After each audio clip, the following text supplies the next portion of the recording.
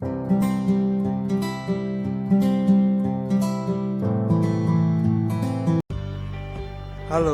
namaku Asrin, peserta Latsar CPNS Kemdikbudristek Angkatan 10 tahun 2022. Kali ini aku akan menjelaskan tentang analisis isu manajemen ASN.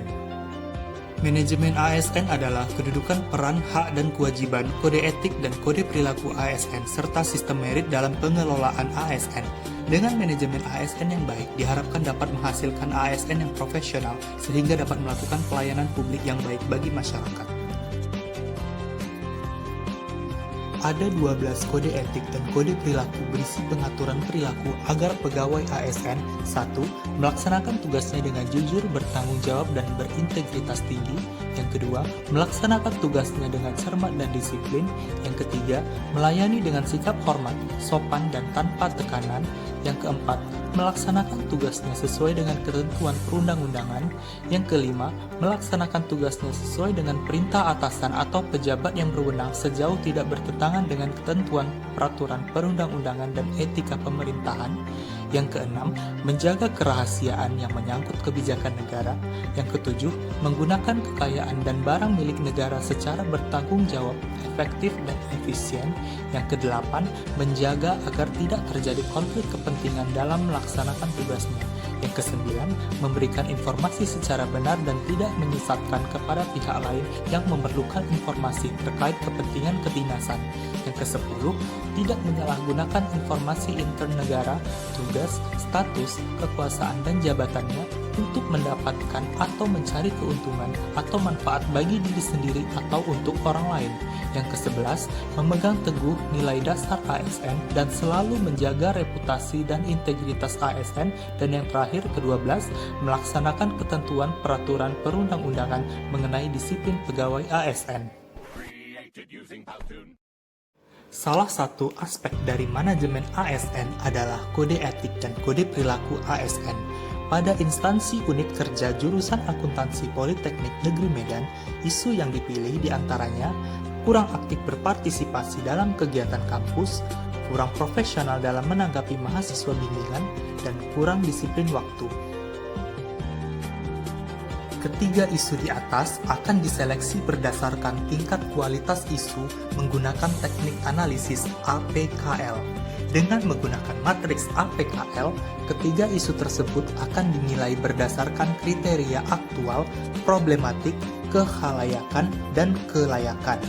Isu-isu yang memenuhi keempat kriteria tersebut kemudian dipilih dan diuji lagi untuk menemukan prioritas masalah menggunakan alat analisis USG, yaitu Urgency, Seriousness, and Growth.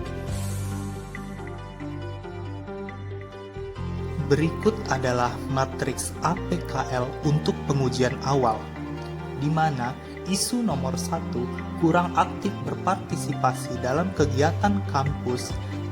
Poin A mendapat nilai 5, P mendapat nilai 3, K mendapat nilai 4, L mendapat nilai 5, dengan total keseluruhan 17.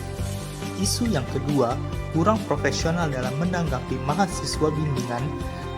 Poin A mendapat nilai 5, P mendapat nilai 5, K mendapat nilai 5, dan L mendapat nilai 4, dengan total nilai 19. Isu yang ketiga, kurang disiplin waktu. Poin A mendapat nilai 4, P mendapat nilai 4, K mendapat nilai 3, dan L mendapat nilai 3 dengan total nilai keseluruhan 14, sehingga didapat isu nomor 1 mendapat peringkat yang kedua, isu yang kedua mendapat peringkat nomor 1, dan isu yang ketiga mendapat peringkat nomor 3, sehingga didapat isu nomor 1 dan 2 itu memenuhi syarat, sedangkan isu nomor 3 tidak memenuhi syarat.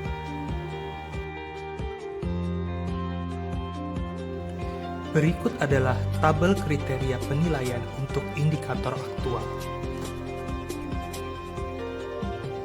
Berikut adalah tabel kriteria penilaian untuk indikator problematik. Berikut adalah tabel kriteria penilaian untuk indikator kehalayakan.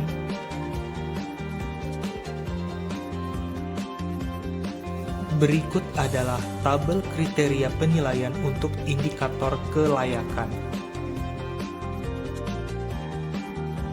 Berdasarkan penilaian pengujian ini, isu pertama dan kedua memenuhi keempat syarat APKL, sehingga kedua isu ini diseleksi kembali menggunakan analisis USG untuk memilih isu yang akan diprioritaskan.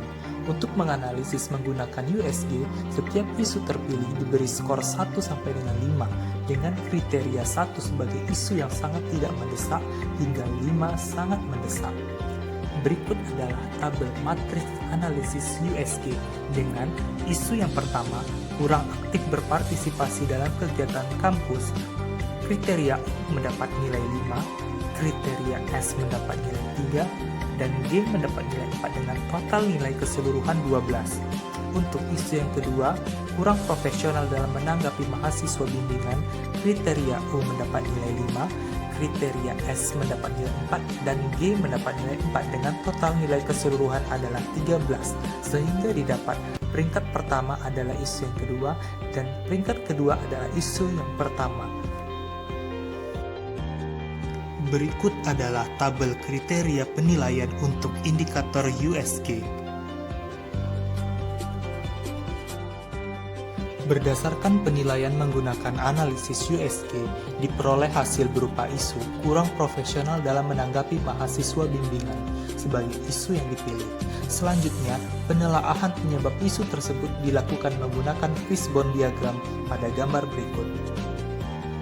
Berdasarkan gambar diagram fishbone, diketahui bahwa penyebab kurang profesional dalam menanggapi mahasiswa bimbingan antara lain sebagai berikut.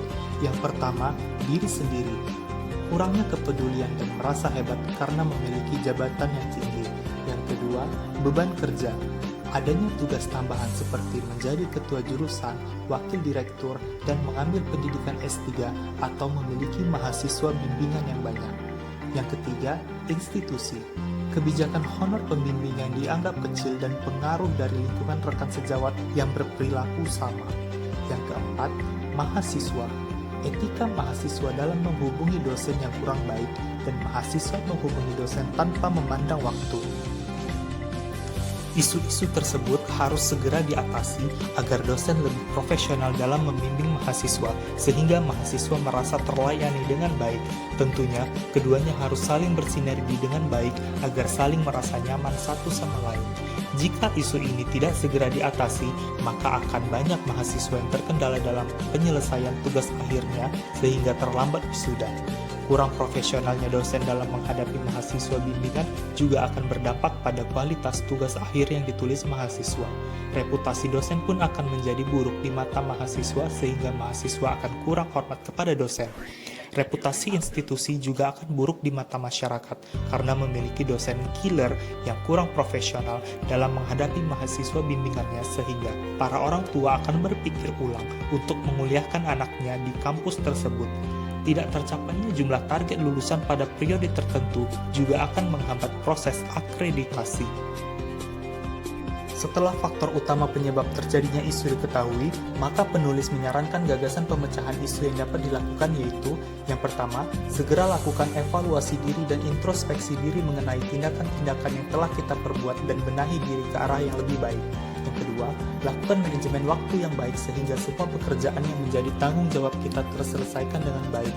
Yang ketiga, memberikan arahan dan bimbingan yang baik kepada mahasiswa serta menjelaskan mengenai etika bimbingan yang baik dan benar. Yang keempat, melakukan diskusi kepada wakil direktur bidang akademik mengenai honorarium bimbingan yang dianggap belum sesuai. Yang kelima, membatasi hal-hal negatif dari rekan sejawat sehingga tidak terpengaruh untuk berperilaku negatif.